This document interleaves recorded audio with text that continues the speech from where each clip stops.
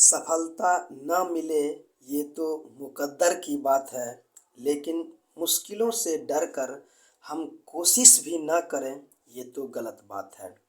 जी हाँ मेरे दोस्तों, स्वागत है आप सभी का अपने एक नए वीडियो में। दोस्तों, आज के इस वीडियो में हम लोग बात करने वाले हैं पैरा मेडिकल एग्ज़ाम्स 2023 में पूछे जाने वाले इंग्लिश सब्जेक्ट से ही रिलेटेड एक महत्वपूर्ण टॉपिक। जी हाँ, हम लोग आर्टिकल चैप्टर्स की ही बात करने वाले हैं। तो देखते हैं इस चैप्टर्स में हमें कौन कौन से चीज़ एग्ज़ाम के दृष्टिकोण से महत्वपूर्ण हैं। तो दोस्तों, इस चैप्टर्स में हम लोग आर्टिकल में AND यानी कि यूज ऑफ AND के बारे में हम लोग पढ़ेंगे। तो देखते हैं कि AND आर्टिकल में जो प्रयोग होता है वह वाक्य के किस शब्द के साथ होता है। तो हम लोग इस वीडियो में AN का ही यूज पढ़ने वाले हैं।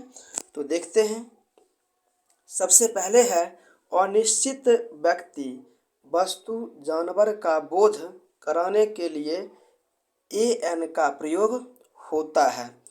थोड़ा सा हम लोग हट करके कुछ जानकारी और ले लें कि A एवं N का प्रयोग वॉवेल एवं कॉन्सोनेंट के लिए होता है और द शब्द का प्रयोग द वही THE द का प्रयोग वैसे बस मतलब वैसे क्या कहते हैं कि वर्ड्स के लिए होता है जो कि मतलब दुनिया में सिंगल होता है या फिर बहुत सारे होते हैं और उसमें से भी मतलब उन्हीं शब्दों के बारे में अगर कहा जाए तो वहाँ पे द शब्द का प्रयोग होता है। और N शब्द का प्रयोग हम लोग वॉवेल के साथ करते हैं। N शब्द का प्रयोग हम लोग वॉवेल के साथ करते हैं एवं कॉन्सोनेंट के साथ हम लोग क्या करते हैं कि A शब्द का प्रयोग करते हैं कॉन्सोनेंट के साथ है। वॉवेल क्या कहते हैं कि ये अल्फ़ाबेटिकल लेटर में 5 होते हैं जो कि A E I O U होते हैं। आप यहाँ से भी इस चीज़ को देख सकते हैं और आप लोगों में से बहुत से लोगों को याद भी होगा। और उन्हीं 26 अल्फ़ाबेट लेटर्स में से 5 लेटर्स को अगर आप हटा देते हैं तो जो लेटर बचते हैं वे सभी के सभी कॉन्सोनेंट्स में होते हैं। तो देखते हैं हम लोग इस आर्टिकल्स का प्रयोग कहाँ पे और किस तरीके से इसको कर सकते हैं। तो देखते हैं, पहला है अनिश्चित व्यक्ति। क्या है? अनिश्चित व्यक्ति वस्तु जानवर का बोध कराने के लिए होता है, लेकिन इसमें एक शर्त क्या होता है कि यह सिंगुलर काउंटेबल नाउन के पहले यह लगता है। यानी कि सिंगुलर मतलब होता है एक वचन, काउंटेबल मतलब होता है जिसको हम गिन सकते हैं, नाउन का अर्थ होता है संज्ञा। जैसे सी इज ए डॉक्टर, यानी कि हम डॉक्टर को गिन सकते हैं, तो वहाँ पे हम लोग AN का प्रयोग करते हैं। अब हम लोग आते हैं कि यहाँ पे D है तो D के पहले N का प्रयोग किया, D है तो D के पहले A का प्रयोग किया गया है, इसीलिए कि D कॉन्सोनेंट में होता है। D जो यहाँ पर क्या कहते हैं कि वर्ड्स का पहला लेटर है यह कॉन्सोनेंट है और कॉन्सोनेंट से पहले हम A का प्रयोग करते हैं। तो इस तरीके से भी आप इसे समझ सकते हैं। आगे है I am a boy। तो यहाँ पे इस बॉय वर्ड्स में इस शब्द का पहला लेटर B है और B क्या हो जाता है? कॉन्सोनेंट। तो इसीलिए भी यहाँ पर हम A शब्द का प्रयोग किए हैं। उसी प्रकार से आगे है That is a school। आगे है This is a pen। तो इस तरीके से हम इस आर्टिकल का इसमें प्रयोग करते हैं। आगे है दूसरा, एडजेक्टिव से पहले AN का प्रयोग। क्या है? एडजेक्टिव से पहले ए एन का प्रयोग। तो देखते हैं, नाउन से पहले एडजेक्टिव या एडजेक्टिव प्लस एडवर्ब हो तो ए एन का प्रयोग होता है। एडवर्ब क्या हो जाता है कि मतलब किसी भी मतलब वस्तु की विशेषता को बताता है। क्या चीज़? एडजेक्टिव। जैसे हो गया बचपन, बुढ़ापा, लंबा, चौड़ा, नाटा, सुंदर, ये सभी क्या होते हैं? एडजेक्टिव हो जाते हैं। तो देखते हैं इसका एग्जाम्पल्स में।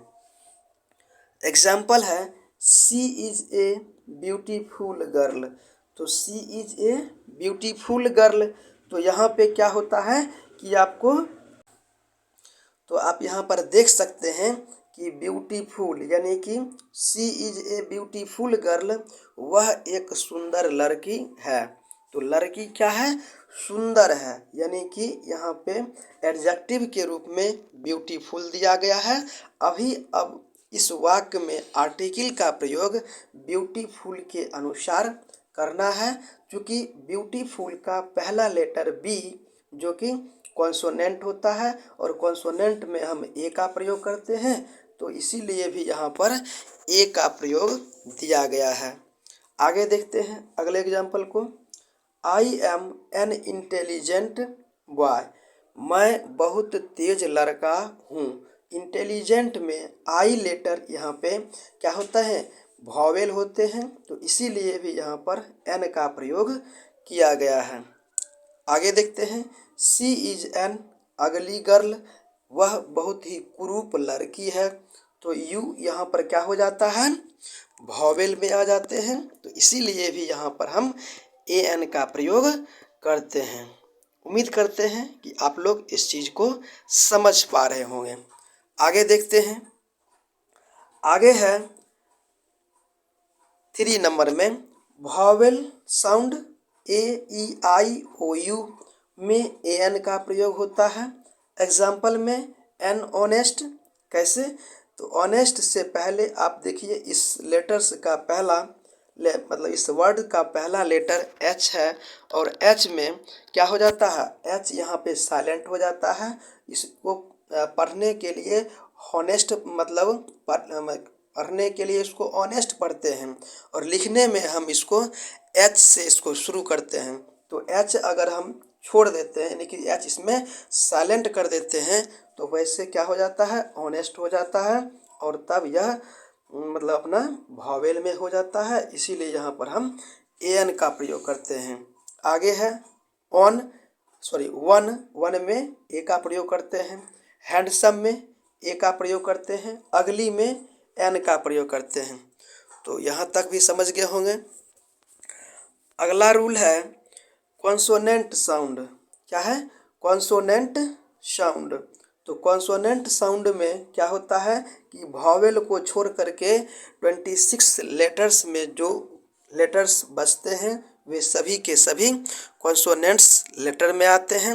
वॉवेल को छोड़कर, यानी कि हम जो ए बी सी डी करके जेड तक जो लेटर लिखते हैं उसमें ए ई आई ओ यू, इन सभी लेटर्स को छोड़ करके जो लेटर्स होते हैं वे सभी के सभी कॉन्सोनेंट लेटर्स में आते हैं। और कॉन्सोनेंट्स शब्द के पहले हम लोग ए प्रयोग करते हैं, जैसा कि आप यहाँ पर देख भी सकते हैं कि बॉय यहाँ पर एक वर्ड्स लिखा गया है, और बॉय वर्ड्स में इस वर्ड्स का पहला लेटर बी है, इसी के अनुसार यहाँ पर ए इसके साथ प्रयोग किया गया है।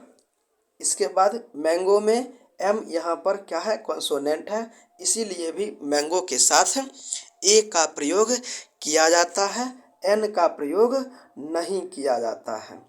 यहाँ तक भी आप समझ गए होंगे। अगला रूल है रूल नंबर 4 कि व्यक्ति में उपस्थित गुण को बोध कराने के लिए भी ए एन आर्टिकल का प्रयोग होता है।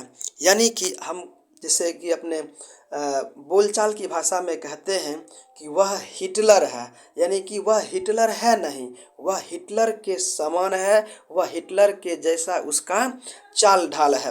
तो वही चीज़ यहाँ पे दिया गया है कि ही इज ए हिटलर। क्या है? He is a Hitler. तो यहाँ पे क्या हो जाता है, हिटलर यहाँ पे नाम नहीं हो करके हिटलर के जैसे गुण को यहाँ पर इसको बताता है। और हिटलर इस वर्ड में एच यहाँ पे क्या है, कॉन्सोनेंट है, और कॉन्सोनेंट से पहले हम लोग ए का प्रयोग करते हैं। तो यहीं पर इसीलिए यहाँ पर हम ए को देख सकते हैं। आगे है he is an honest. Honesty यहाँ पे है, तो ऑनेस्टी में एच यहाँ पर क्या हो जाता है, बोलने वक्त साइलेंट हो जाता है और लिखने वक्त हम यहाँ पर लिख लेते हैं। तो इसीलिए भी यहाँ पर हम एन का प्रयोग करते हैं। तो यहाँ तक आप समझ गए होंगे। तो बस आर्टिकल में हम लोग इतना ही छोटा सा टॉपिक्स इस वीडियो में हम कवर करने वाले हैं। बाकी के आगे रूल को हम लोग अगले वीडियो में पढ़ेंगे। तो हम अगले वीडियो का इंतज़ार करते रहेंगे। तो हम उम्मीद करते हैं कि हमारा यह वीडियो आपके लिए महत्वपूर्ण होगा और आपको थोड़ा सा समझ में भी आया होगा। आप इसी तरीके से इस वीडियो को देखते रहें और इंग्लिश सब्जेक्ट्स में जो आपको ग्रामर के पोर्शन में जहाँ भी आपको दिक्कत होता है, आप हमारे माध्यम से पूरा कर सकते हैं। तो बस इतना ही। तो मिलते हैं अगले कोई नए वीडियो में, तब तक के लिए धन्यवाद।